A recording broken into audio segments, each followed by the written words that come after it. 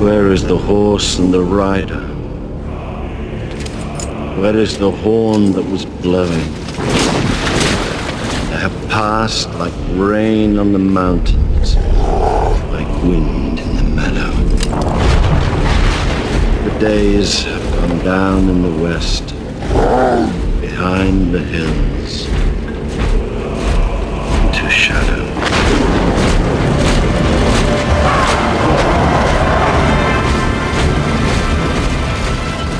The Lord of the Rings, The Two Towers, is, of course, the sequel to the hugely successful Lord of the Rings, Fellowship of the Ring, which is, of course, the New Line Cinema, big giant blockbuster that came out last year. The Two Towers still has yet to be released this December. Of course, as of today, you can go out to the stores and buy the Lord of the Rings, The Two Towers game, which is based, completely entirely on New Line's next sequel.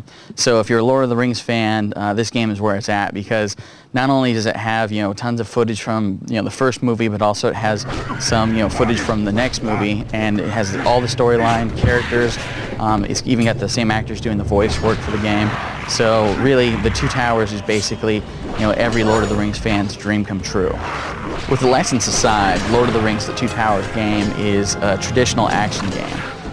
It's been compared by some to be, Devil May Cry without guns, because basically it is a hack and slash side-scrolling adventure that you can basically play one of three characters at any point in the game from the movie.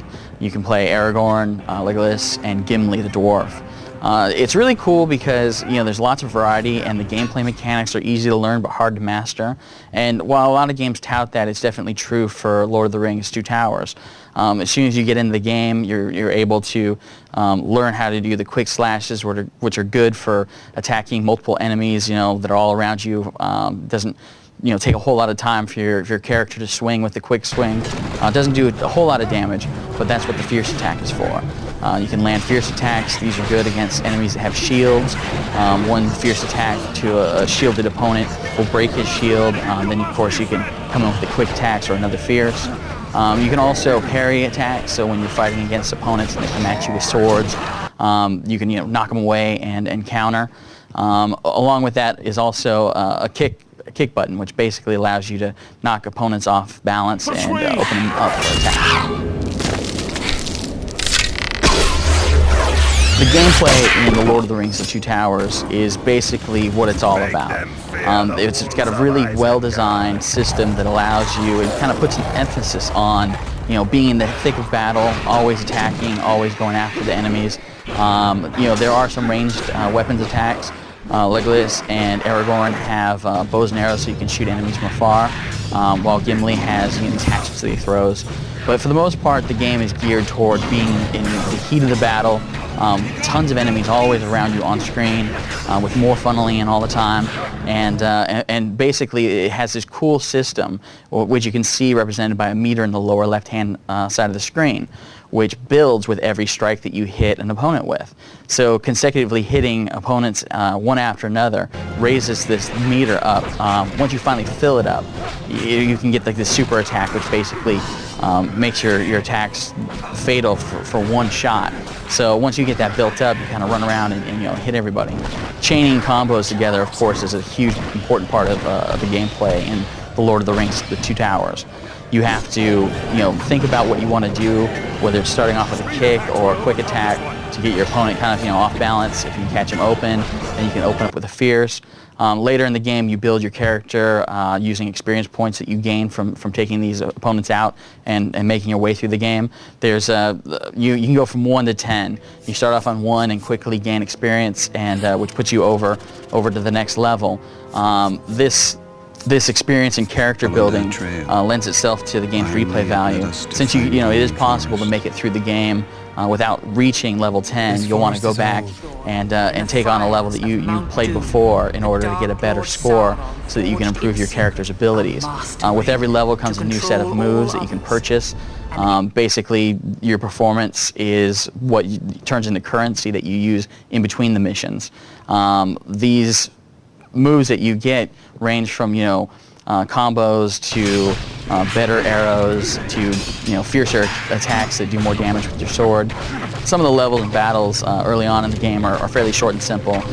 There's a sequence that's from the Fellowship of the Ring where Frodo is being attacked by ring wraiths, and he has to try to stay away while Aragorn picks up a big wooden stick and kind of lights a fire on the end of it, and you have to bash the ring wraiths with that, try to keep them away from Frodo. Those sequences you can finish in just a few minutes. Later in the game there are huge battles that take quite a bit of time.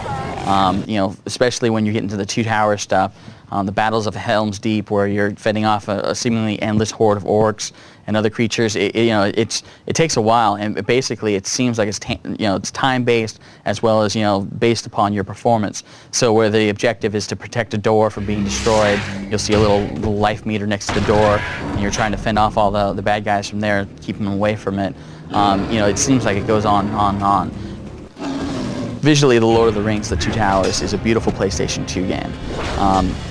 Majority of the focus is, of course, on the huge melee battles that you get into, and they work extremely well because the game allows for, tons and tons of enemies on screen at once, as well as the other members of your party fighting alongside of you, and there's rarely any slowdown at all.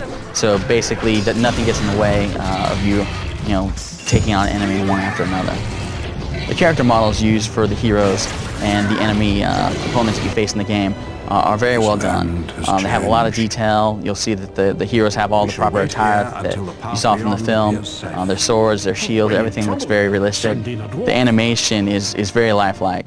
When you see Aragorn, swinging a sword, coming down with a stabbing motion, whether he falls down, everything moves very, very real and very indicative of what you saw in the films.